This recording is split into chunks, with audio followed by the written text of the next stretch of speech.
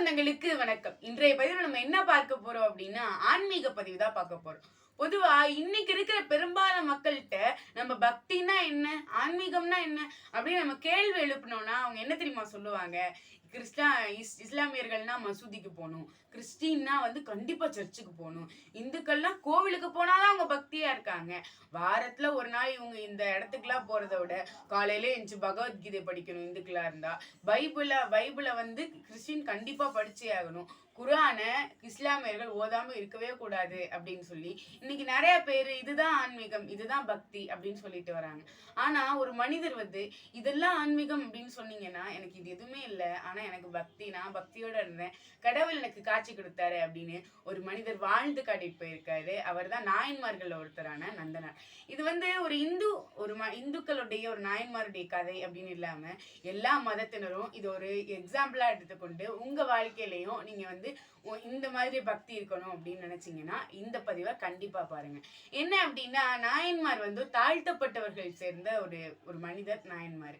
அப்போ இந்த நந்தனார் அப்படின்ற நாயன்மார் ஆரம்பத்துல இருக்கும்போது அவருடைய குடும்பத்துல இந்த மாதிரி பக்தி, நான் காலங்காலமா குரான் பகவத்கீதை படிச்சுட்டு வரவங்களோ இல்ல கோயிலுக்கு போறவங்களோ கிடையாது. அவங்கள அப்போதைய காலகட்டத்துல கோயில்களுக்குள்ள அனுமதிக்க மாட்டாங்க. கோயில்களுக்குள்ளே போகாத இவங்க சாமின்னா யாரு அப்படின்னு கேட்கறவங்க மாதிரிதான் இருந்தாங்க. அதே மாதிரியே அவங்களுக்கு பக்தி இலக்கியங்களை பத்தி எதுவுமே தெரியாது. ஆனா இந்த நந்தனார் பக்கத்துல ஒரு கோயில் இருந்து வர பாடல்களை, அதாவது சிவனை புகழ்ந்து பாடுற பாடல்களை கேட்கும் போது சிவன் மேல அளவு கடந்த பக்தியும் ஆன்மீகமும் கொன்றாரு. அதுல இருந்து சிவனையே நினைச்சிட்டு இருக்காரு. அவர் பகவத்கீதையெல்லாம் டெய்லியும் படிக்கிறது கிடையாது. வாரம் கோயிலுக்கு போய் நெத்தி நிறைய திருநீர் பேசுறது கிடையாது. ஆனா வீட்டிலேயே ஒரு சின்ன இடத்துல இறைவனுக்காண்டி திருநீர் வச்சு டெய்லியும் பூசுவாரு. என்னைக்குமே சுத்தி இருக்கிறவங்க எல்லாம் அசுத்தமா இருக்கும்போது அவர் மட்டும் கடவுளை நினைச்சு நான் சுத்தமா இருக்கேன் அப்படின்னு சொல்லி அவருடைய வீட்டு தரைகள்லாம் பளிங்கு தரை மாதிரி இருக்குமா, அவ்வளவு சுத்தமா வச்சிருப்பாங்க. இவரை பார்த்து நிறைய பேர் சுத்தமாக ஆரம்பிச்சாங்க. இவரை பார்த்து நிறைய பேர் திருநீர் பூச ஆரம்பிச்சாங்க. இந்த மாதிரி நிறைய விஷயங்கள்லாம் நடந்தது.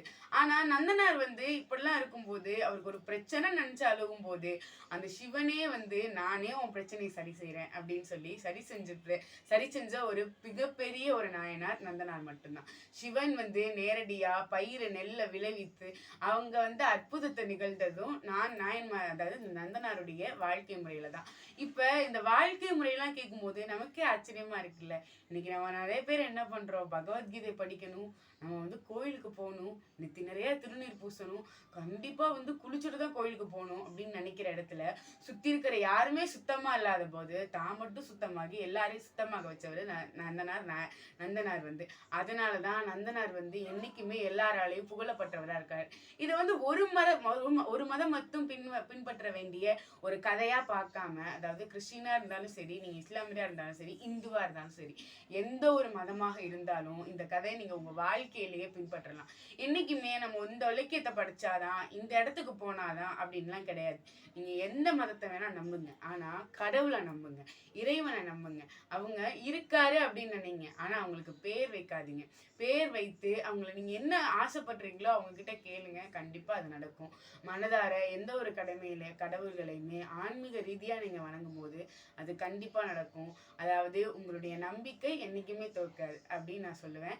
அதனால இந்த கதையை உங்க வாழ்க்கையிலையும் பின்பற்றுங்க. வாழ்வுல நிறைய கடவுளால வரம் பெற்று நீங்க உங்க வாழ்க்கையில மகிழ்ச்சியா இருக்கணும் அப்படின்னு நானும் இறைவனிடம் பிரார்த்தித்துக் கொள்கிறேன் என்று கூறி உங்களிடமிருந்து விடைபெறுவது நான் உங்கள் தீஷா தேவிராஜ். புதுக்கோட்டை அரசு மாதிரி பள்ளியில் நான் 9ஆம் வகுப்பு பயின்று வருகிறேன். நன்றி, வணக்கம்.